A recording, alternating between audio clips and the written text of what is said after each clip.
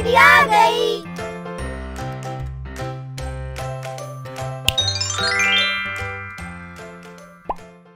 संक्रियाएं भाग 2 अंकीय भाजक।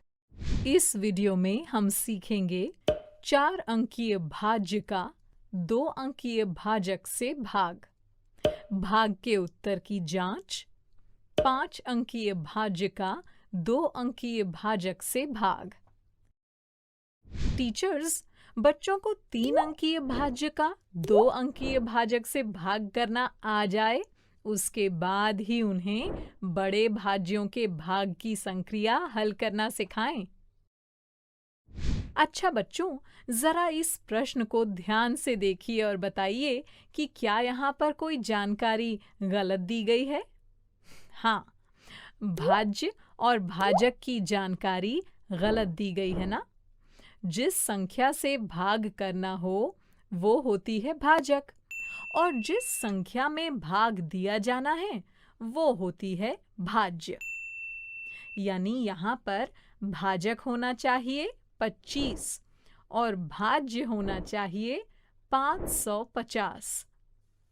चलिए अब इसी प्रश्न को विस्तारित रूप में लिखकर हल करते हैं। 550 का विस्तारित रूप हुआ 500 प्लस 50 प्लस 0।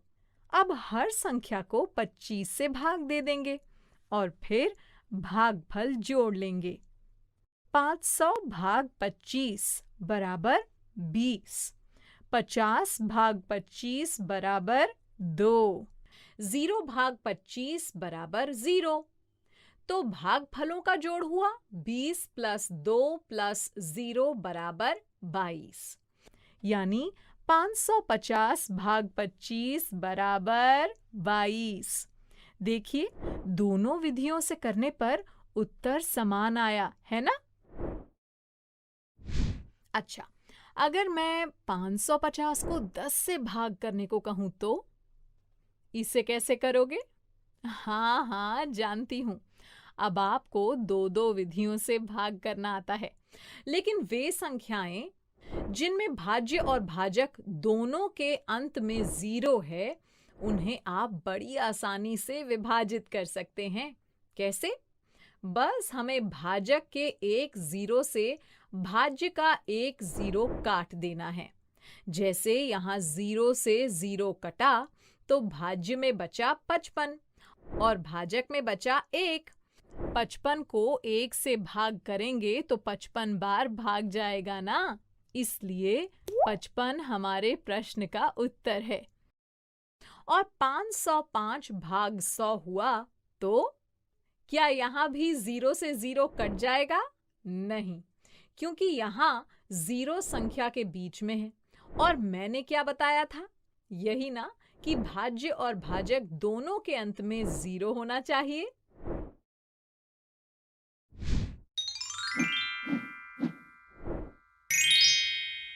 चार अंकीय भाज्य का 2 अंकीय भाजक से भाग। चलिए अब एक बड़ा प्रश्न हल करते हैं। 7870 भाग 11। बच्चों, इसे करने के लिए बस इन चरणों को ध्यान रखना होगा। तो पहला चरण है, भाज्य में बाईं ओर से उतने अंक रेखांकित कीजिए जितने भाजक में हैं। देखिए, यहाँ भाजक में 2 अंक हैं, तो हम भाज्य में बाईं ओर से 2 अंकों को रेखांकित कर देंगे। दूसरे चरण में देखिए, क्या भाजक भाज्य में रेखांकित की गई संख्या को विभाजित करता है?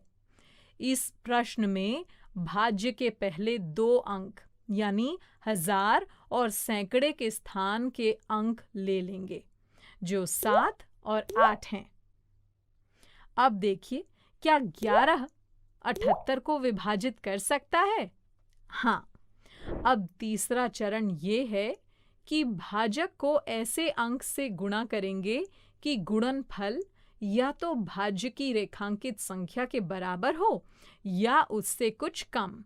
जैसे यहाँ पर 11 को कितने से गुणा करें कि गुणनफल 78 या उससे छोटी संख्या मिले? 11 सत्ते 77 ना, तो भागफल में आएगा 7 और 78 के नीचे 77 लिखेंगे और घटा देंगे। घटाकर मिला 1। चौथे चरण में भाज्य 7870 के तीसरे अंक 7 को नीचे उतारकर 1 के साथ लिख लेंगे। अब ये संख्या बनी 17। बस फिर वही सोचिए कि 11 के पहाड़े में 17 या उससे छोटी संख्या कहाँ पर आती है। 11 दूनी 22। अरे 22 तो 17 से बड़ी संख्या है, तो 11 एकम 11। भागफल में लिखेंगे 1 और 17 के नीचे 11 लिखकर घटा देंगे। 17 माइनस 11 हुआ 6। पांचवें चरण में भाज्य 7870 के चौथे अंक 0 को नीचे उतारकर 6 के साथ लिख लेंगे। अब ये संख्या बन गई 60। बस फिर वही सोचिए कि 11 के पहाड़े में 60 या उससे छोटी संख्या कहाँ पर आती है। 11 पंजे 55 ना, तो भागफल में लिखेंगे 5 और 60 के नीचे 55 लिखकर घटा देंगे। 60 माइनस 55 हुआ 5। अब 5 तो 11 से छोटा है ना, तो ये हो गया शेषफल और भागफल हुआ 715। बच्चों, शेषफल कभी भी भाजक से बड़ा नहीं हो सकता। आपका शेषफल भाजक से बड़ा आ रहा है, इसका मतलब ये हुआ कि आपने भाग गलत किया है।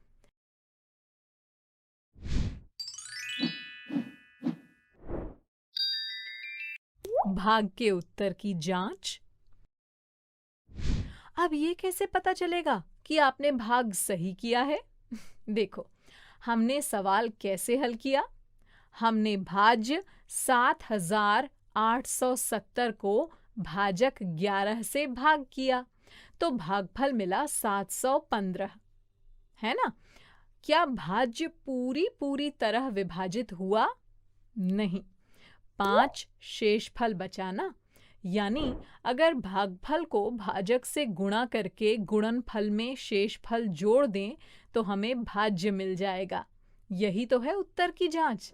तो चलिए करके देखते हैं। भागफल गुणा भाजक यानी 715 गुणा 11 हुआ 7865। अब इसमें शेषफल जोड़ देते हैं तो शेषफल है 5। तो 7865 प्लस 5 हुआ 7870, जो कि भाज्य है। देखिए, ये बन गया उत्तर की जांच करने का सूत्र यानी फॉर्मूला। भाज्य बराबर भागफल गुणा भाजक प्लस शेषफल। बच्चों, भाग का प्रश्न हल करने के बाद इस सूत्र की सहायता से उत्तर की जांच करना न भूलें।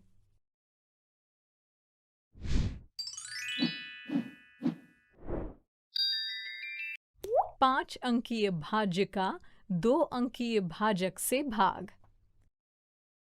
चलिए, अब 5 अंकीय भाज्य का 2 अंकीय भाजक से भाग करते हैं। प्रश्न है 40,687 भाग 58। तो यहाँ भी पहला चरण लेते हैं। भाज्य में बाईं ओर से उतने अंक रेखांकित कीजिए जितने भाजक में हैं। भाजक में 2 अंक हैं, तो भाज्य में भी बाईं ओर से 2 अंक रेखांकित कर लेते हैं। अब दूसरे चरण में देखिए, क्या भाजक भाज्य में रेखांकित की गई संख्या को विभाजित करता है? भाज्य में रेखांकित संख्या है 40 और भाजक है 58। भाज्य भाजक से छोटा है ना।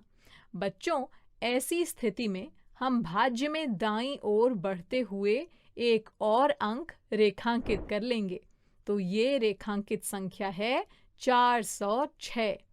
अब तीसरा चरण ये है कि भाजक को ऐसे अंक से गुणा करेंगे कि गुणनफल या तो भाज्य की रेखांकित संख्या के बराबर हो या उससे कुछ कम। लेकिन अब 58 का पहाड़ा या ऐसी बड़ी संख्याओं के पहाड़े याद रखना तो मुश्किल है। फिर क्या करें? इसका एक आसान तरीका है। इसके लिए भाजक के बाईं ओर के पहले अंक यानी 5 से भाज्य के बाईं ओर के पहले अंक यानी 4 में भाग करते हैं। 4 तो 5 से छोटा है, तो भाज्य के 2 अंक ले लेते हैं यानी 40। 5 के पहाड़े में कहीं 40 आता है? 5 अट्ठे 40 ना। इससे हम ये अनुमान लगा सकते हैं कि 58 को 8 से गुणा करने पर 406 या उसके करीब की संख्या मिल सकती है। तो चलिए पहले 58 को 8 से गुणा करते हैं। मिला 464। 464 तो 406 से बड़ी संख्या है। हमें इससे छोटी संख्या चाहिए, तो अब 58 को 7 से गुणा कर लेते हैं। 58 गुणा 7 हुआ 406। अरे वाह, ये तो पूरी तरह से विभाजित हो गया। तो चलिए भागफल में लिखेंगे 7 और 406 के नीचे 406 लिख लेंगे। घटाकर मिला 0। अब चौथे चरण में अगली संख्या नीचे उतारेंगे। भाज्य की अगली संख्या है 8, लेकिन 8 तो 58 से विभाजित हो नहीं सकता। अब क्या करेंगे? तो 58 को 0 से गुणा करेंगे। भागफल में 0 लिखेंगे और 8 में 0 घटाएंगे। मिला 8। पांचवें चरण में अगली संख्या नीचे उतारेंगे। भाजक की अगली संख्या है 7, तो 7 को नीचे उतारेंगे और 8 के साथ लिखेंगे। अब 87 को 58 से भाग करेंगे। कितनी बार भाग जाएगा? यहां भी वही करना है। भाजक की बाईं संख्या 5 से भाज्य की बाईं संख्या 8 को भाग कीजिए। 5 एकम 5। ये तो 8 से छोटी संख्या है। इससे बड़ी संख्या यानी 2 से गुणा करें तो 5 दूनी 10, जो 8 से बड़ा है। हम अंदाजे से समझ सकते हैं कि 58 को 2 से गुणा करने पर संख्या 87 से बड़ी मिलेगी, तो हम 1 से भाग करेंगे। बस भागफल में लिखेंगे 1 और 87 के नीचे 58 लिख लेंगे। घटाकर मिला 29। चलिए अब अपना उत्तर जांच लेते हैं। भाज्य बराबर भागफल गुणा भाजक प्लस शेषफल। तो भागफल है 701, भाजक है 58 और शेषफल है 29। 701 गुणा 58 प्लस 29 बराबर 40,658 प्लस 29 बराबर 40,687। देखिए हमारा भाज्य भी 40,687 ही है ना, यानी हमारा उत्तर सही है। टीचर्स, बड़ी संख्याओं का भाग होने के कारण बच्चे शुरू में बहुत गलतियां करते हैं। प्रश्न हल करने और उत्तर जांच करने के लिए वर्कबुक में खूब अभ्यास करवाएं।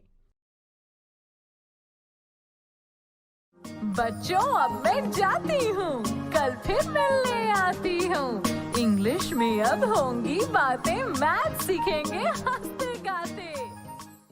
आपको ये वीडियो देखकर मजा आया ना? अगर आप इस वीडियो से संबंधित अन्य संसाधन जैसे कि अन्य वीडियो, गतिविधियाँ, क्विज इत्यादि देखना चाहते हैं तो अभी डाउनलोड करें संपर्क स्मार्ट शाला मोबाइल एप्लीकेशन।